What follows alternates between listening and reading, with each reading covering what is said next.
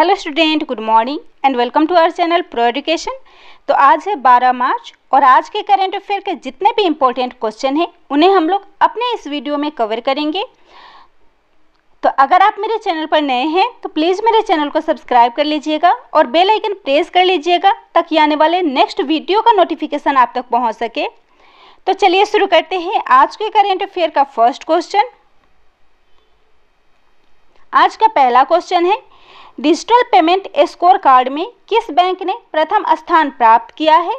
तो इस क्वेश्चन का राइट आंसर होगा ऑप्शन ए एसबीआई। तो friends, state bank of India ने डिजिटल पेमेंट स्कोर कार्ड में प्रथम स्थान प्राप्त किया है। तो इलेक्ट्रॉनिक्स और सूचना प्रौद्योगिकी मंत्रालय के द्वारा डिजिटल पेमेंट स्कोर कार्ड की सूची जारी की गई है और इस सूची में भारतीय स्टेट बैंक ने लगातार तीसरे महीने टॉप किया है। तो डिजिटल पेमेंट स्कोर कार्ड जो कि कई डिजिटल मापदंडों पर वाणिज्य बैंकों के प्रदर्शन को ट्रैक करता है और एसबीआई ने उच्चतम यूपीआई लेन देन की मात्रा दर्ज करके शीर्ष रिमिट बैंक को बनाए रखा और जिसकी कीमत लगभग 640 मिलियन रुपए थी। तो इस क्वेश्चन में बात हो रही है एसबीआई की, जिसके अध्यक्ष है दिनेश कुमार खरा। इसका मुख्यालय है मुंबई और इसकी स्थापना हुई थी 1 जुलाई 1955 में। और हाल ही में एसबीआई के म्यूचुअल फंड ने एसबीआई इंटरनेशनल एक्सेस नाम का एक फंड लॉन्च किया है और एसबीआई म्यूचुअल फंड के एमडी और सीईओ हैं विनय टोन्स। तो इस क्वेश्चन में बात हो रही है बैंक की, तो बैंक से रिलेटेड करेंट अफेयर के कुछ इंपॉर्टेंट पॉइंट्स भी देख लेते हैं। तो जैसे हाल ही में एचडीएफसी इग्रो इंश्योरेंस कंपनी ने बिजनेस किस्त सुरक्षा कवर को लॉन्च किया है। एचडीएफसी बैंक ने स्टार्टअप उन्नति प्रोग्राम को लॉन्च किया है। वहीं आईसीआईसीआई बैंक ने नम्मा चेन्नई स्मार्ट कार्ड को लॉन्च किया है और बैंक ऑफ बड़ौदा ने आत्मनिर्भर महिला योजना की शुरुआत की है। और हाल ही में भारतीय एक्सा जनरल इंश्योरेंस ने किसानों के लिए कृषि शाखा एप्लीकेशन को लॉन्च किया है। अगला क्वेश्चन है, निसार पृथ्वी अवलोकन उपग्रह मिशन को नासा ने किसके साथ मिलकर विकसित किया है? इस क्वेश्चन का राइट आंसर होगा ऑप्शन सी इसरो। तो हाल ही में नासा ने इसरो के साथ मिलकर निसार नाम के पृथ्वी अवलोकन उपग्रह मिशन को विकसित किया है। और निसार जो हमारे ग्रह की सतह में 1 सेंटीमीटर से कम के परिवर्तनों को मापने के लिए 2 अलग अलग रडार आवृत्तियों जैसे कि एल बैंड और एस बैंड का उपयोग करने वाला पहला उपग्रह मिशन होगा। तो इसरो इस मिशन के लिए स्पेसक्राफ्ट बस, एस बैंड रडार, लॉन्च वाहन और संबंधित लॉन्च सेवाएं प्रदान कर रहा है, जिसका लक्ष्य उन्नत रडार इमेजिंग का उपयोग करके भूमि की सतह के परिवर्तनों के कारणों और उसके परिणामों का वैश्विक मापन करना है। इस क्वेश्चन में बात हो रही है इसरो की, जिसका फुल फॉर्म होता है इंडियन स्पेस रिसर्च ऑर्गेनाइजेशन, जिसके अध्यक्ष हैं के.एस. सिवान। इसका मुख्यालय है बेंगलुरु, कर्नाटका और इसरो की स्थापना की गई थी 15 अगस्त 1969 में। और इसरो ने हाल ही में ब्राज़ील के अमेजोनिया फर्स्ट सैटेलाइट को लॉन्च किया है। और नासा, जिसका फुल फॉर्म होता है national aeronautics and space administration, जिसकी स्थापना हुई थी 29 जुलाई 1958 में। इसका हेडक्वार्टर है वाशिंगटन डीसी और इसका मोटो है for the benefit of all और इसके एडमिनिस्ट्रेटर है जिम ब्रिडेनस्टाइन। अगला क्वेश्चन है, राष्ट्रपति रामनाथ कोविंद जी ने बैटन ऑफ ऑनर से किसे सम्मानित किया है? तो इस क्वेश्चन का राइट आंसर होगा ऑप्शन ए किरण बेदी। तो हाल ही में किरण बेदी को राष्ट्रपति रामनाथ कोविंद जी के द्वारा बैटन ऑफ ऑनर से सम्मानित किया गया है। तो फ्रेंड, पुडुचेरी के पूर्व लेफ्टिनेंट किरण बेदी ने भारतीय गणराज्य के प्रतीक के साथ सजाया गया एक बैटन ऑफ ऑनर और केंद्र शासित प्रदेश पुडुचेरी में उनकी सेवा को मान्यता देने वाला प्रशंसा पत्र प्राप्त किया है। तो किरण बेदी, जिन्हें 16 फरवरी को भारत के राष्ट्रपति के द्वारा पुडुचेरी के उपराज्यपाल के पद से हटा दिया गया था और उनकी जगह पे तेलंगाना की राज्यपाल तमिल सौंदरराजन ने 18 फरवरी को उपराज्यपाल के रूप में अतिरिक्त कार्यभार संभाला था। तो इस क्वेश्चन में बात हो रही है मिलने वाले सम्मान की। तो इस क्वेश्चन से जुड़े करंट अफेयर के कुछ इंपॉर्टेंट पॉइंट्स हैं, जैसा कि हाल ही में जीव जंतु कल्याण के क्षेत्र में जीव जंतु कल्याण एवं संरक्षण 2021 के लिए पुरस्कार आयोजित किया गया था, जिसमें यह पुरस्कार मत्स्य पालन, पशुपालन और डेयरी मंत्रालय को मिला है। और हाल ही में 30वां बिहारी पुरस्कार मोहन कृष्ण बोहरा को प्रदान किए जाने की घोषणा की गई है। और साथ ही हाल ही में 78वां गोल्डन ग्लोब पुरस्कार वितरण समारोह का आयोजन किया गया था, जिसमें सर्वश्रेष्ठ मोशन फिल्म ड्रामा के लिए यह पुरस्कार नोमैडलैंड को मिला है। और हाल ही में ऑस्ट्रेलियन क्रिकेट अवार्ड 2020-21 में male one day international player of the year में एस्टन एगर को चुना गया है। अगला क्वेश्चन है, अर्जुन सहायक सिंचाई परियोजना किस राज्य में शुरू की जाएगी?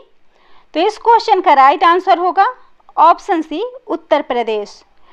तो अर्जुन सहायक सिंचाई परियोजना को उत्तर प्रदेश में शुरू की जाएगी और यह सिंचाई परियोजना किसानों के लिए एक सकारात्मक बदलाव लाएगी।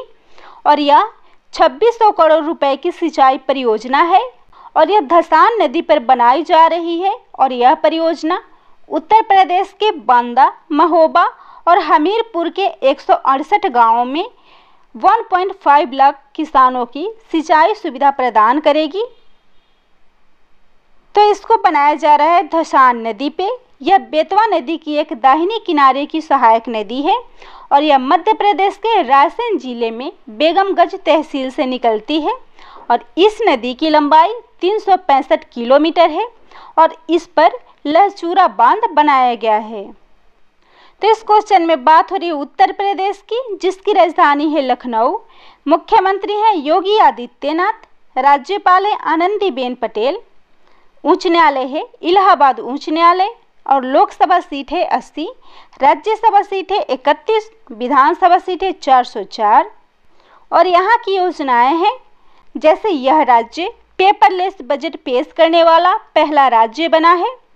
महिलाओं की सुरक्षा के लिए 1090 हेल्पलाइन नंबर लॉन्च की गई है और मुफ्त कोचिंग क्लासेज के लिए अभ्युदय योजना शुरू की गई है। और यहाँ हाल ही में मुख्यमंत्री माटी कला रोजगार योजना शुरू की गई है। विश्वकर्मा श्रम समान योजना उत्तर प्रदेश में शुरू किया गया है और जमीन की धोखाधड़ी रोकने के लिए 16 अंकों का एक यूनिकोड जारी किया गया है। आत्मनिर्भर कृषक समन्वित विकास योजना शुरू की गई है और यहाँ हाल ही में संचारी रोग नियंत्रण अभियान लॉन्च किया गया है। अगला क्वेश्चन है, एक्सीलेटर बेंगलुरु इनिशिएटिव पहल किस राज्य में शुरू की गई है?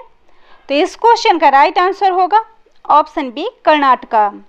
तो हाल ही में कर्नाटका में एक्सीलेटर बेंगलुरु इनिशिएटिव पहल को शुरू की गई है।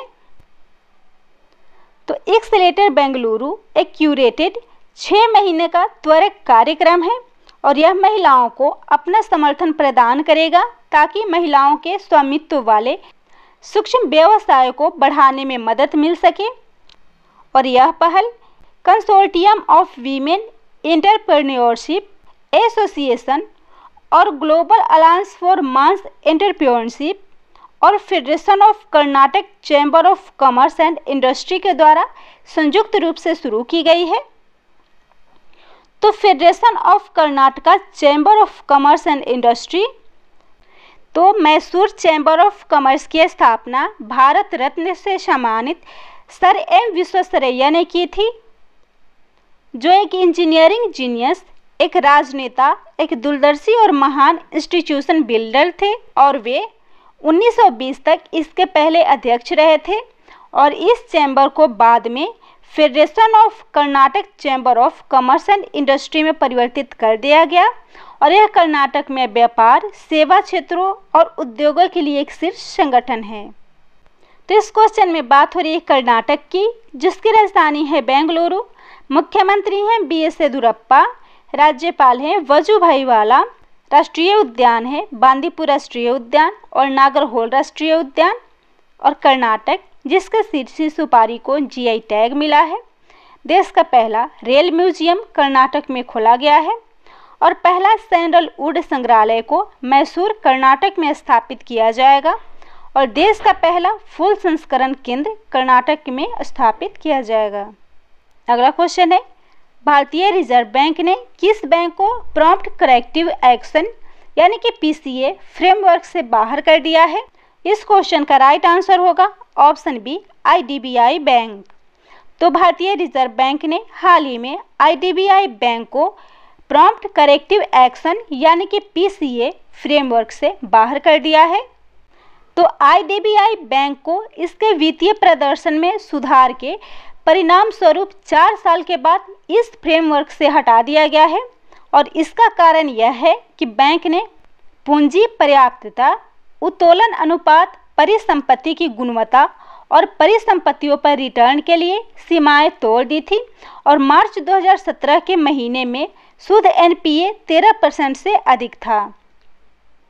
तो आरबीआई ने आईडीबीआई बैंक को पीसीए फ्रेमवर्क से बाहर कर दिया है। तो पीसीए यानी कि प्रॉम्प्ट करेक्टिव एक्शन, यह एक फ्रेमवर्क है जिसके तहत कमजोर वित्तीय मैट्रिक्स वाले बैंकों को केंद्रीय बैंक के द्वारा नियमन के तहत रखा जाता है और आरबीआई के द्वारा 2002 में यह फ्रेमवर्क पेश किया गया था। तो पीसीए को बैंकिंग क्षेत्र में नॉन परफॉर्मिंग एसेट के मुद्दे की जांच के उद्देश्य से लॉन्च किया गया था और यह फ्रेमवर्क केवल वाणिज्यिक बैंकों पर लागू होता है। तो आईडीबीआई यानी कि भारतीय औद्योगिक विकास बैंक भारत के प्रमुख बैंकों में से एक सरकारी बैंक है जिसकी स्थापना हुई थी 1 जुलाई 1964 में। इसका मुख्यालय है मुंबई, महाराष्ट्र। इसके चेयरमैन है एम.आर. कुमार और इसके एमडी और सीईओ हैं राकेश शर्मा।